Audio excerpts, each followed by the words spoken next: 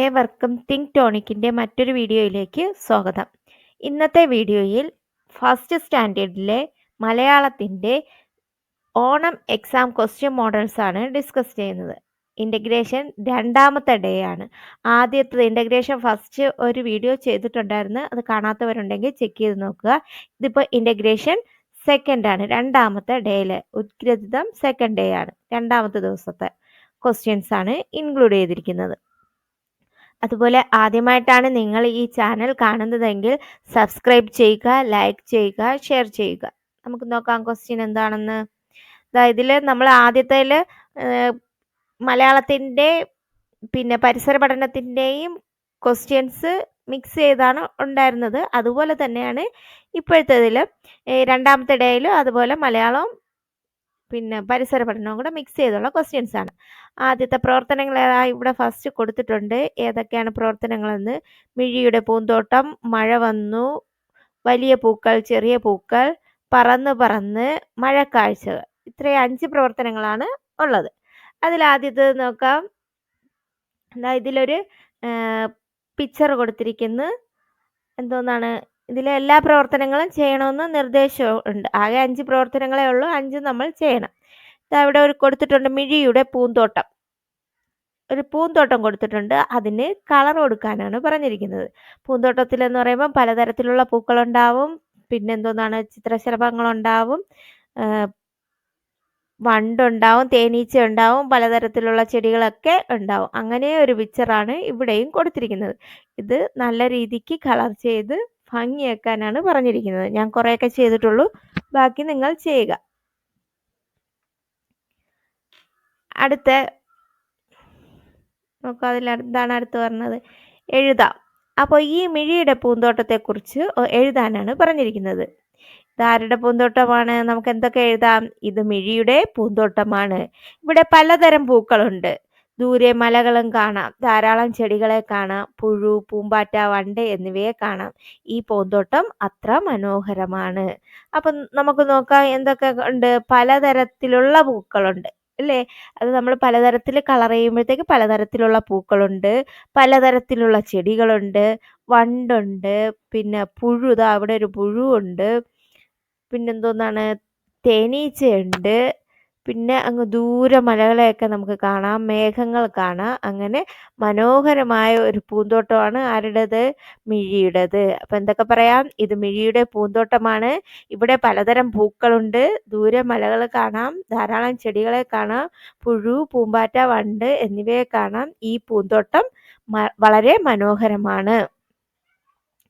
അടുത്ത് നോക്ക്, പ്രവർത്തനം 7, ഏഴാമത്തെ, മഴ വന്നു.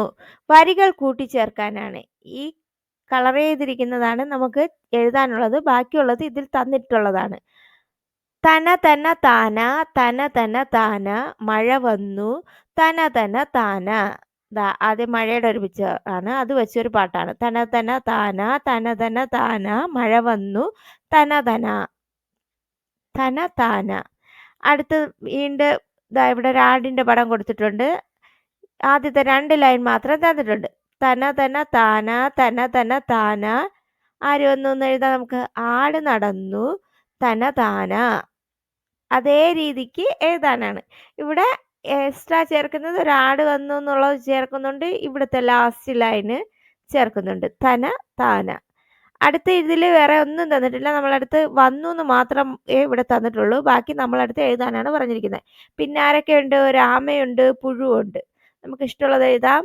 തന തന താന, തന തന താന, ആമ വന്നു, തന തന താന. നമുക്കിനി പുഴുവിനെ വെച്ച് വേണമെങ്കിലും എഴുതാം. തന തന താന, തന തന താന, പുഴു വന്നു, തന താന. ഓക്കെ, എങ്ങനെ? തന തന താന, തന തന താന, ആമ വന്നു, തന താന. അടുത്ത പുഴുവിനാണെങ്കിൽ തന തന താന, തന തന താന, പുഴു വന്നു, തന താന. ഓക്കെ, അടുത്ത പ്രവർത്തനം നോക്കാം. വലിയ പൂക്കൾ, ചെറിയ പൂക്കൾ. വലിയ പൂക്കളെ വലിയ കുട്ടയിലേക്കും ചെറിയ പൂക്കളെ ചെറിയ കുട്ടയിലേക്കും യോജിപ്പിക്കാനാണ് പറഞ്ഞിരിക്കുന്നത്.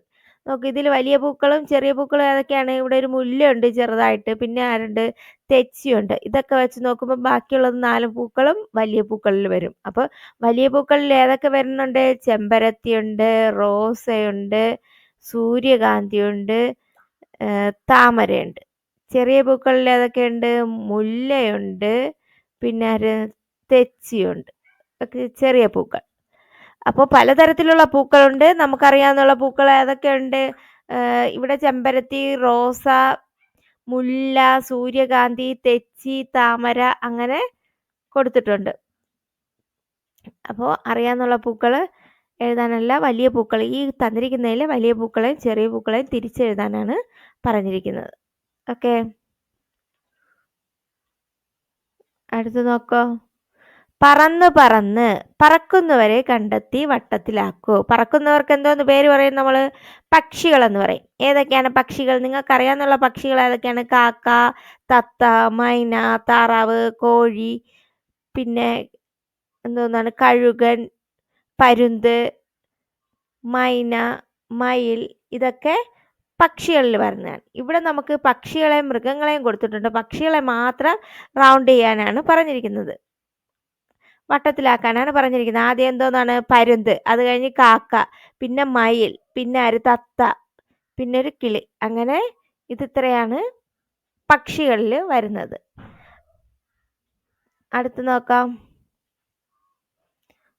അടുത്ത് പറഞ്ഞിരിക്കുകയാണ് മഴക്കാഴ്ചകൾ ചേർത്ത് ഒരു ചിത്രം വരയ്ക്കാനാണ് പറഞ്ഞിരിക്കുന്നത്. ഒരു പടം വരച്ചിട്ട് അതിന് കളർ കൊടുക്കാനാണ് പറഞ്ഞിരിക്കുന്നത്. മഴ കാലം ആകുമ്പോഴത്തേക്ക് മഴ പെയ്യുന്നതുണ്ട്. ഇതാണ്ട് ഇവിടെ ഞാൻ ഇങ്ങനെ ഒരു പിക്ചറാണ് കൊടുത്തിരിക്കുന്നത്. എന്താണ്? ഒരു വീട്, അതിൻ്റെ സൈഡിൽ കൂടെ ഒരു നദി പോകുന്നുണ്ട്, ഒരു വള്ളക്കാരൻ പോകുന്നുണ്ട്, മഴ പെയ്യുന്നത്, ഇടിയും മിന്നലും ഒക്കെ ഉള്ള ഒരു പിക്ചറാണ്. നിങ്ങൾക്ക് നല്ല രീതിയിൽ പടം വരച്ച് അതിനെ നല്ല രീതിയിൽ കളർ ചെയ്യാനാണ് പറഞ്ഞിരിക്കുന്നത്. അപ്പോൾ ഇത്രയും പ്രവർത്തനങ്ങളാണ് ഈ സെക്കൻഡ് ഡേ, ഇൻ്റഗ്രേഷൻ സെക്കൻഡ് ഡേയിൽ വന്നിരിക്കുന്നത്. മോഡൽ ക്വസ്റ്റ്യനിൽ ഈ ഒരു മോഡലിൽ തന്നെ ആയിരിക്കും നിങ്ങൾക്ക് എക്സാം വരുന്നത്. എല്ലാം ഒന്ന് നോക്കി വയ്ക്കുക. ഓക്കെ, എല്ലാം ഒന്ന് നോക്കി വയ്ക്കുക. നിങ്ങൾക്ക് എൻ്റെ വീഡിയോ പ്രയോജനപ്രദമെങ്കിൽ ലൈക്ക് ചെയ്യുക, ഷെയർ ചെയ്യുക, സബ്സ്ക്രൈബ് ചെയ്യുക. മറ്റൊരു വീഡിയോയിലൂടെ വീണ്ടും കാണാം. Okay, thank you.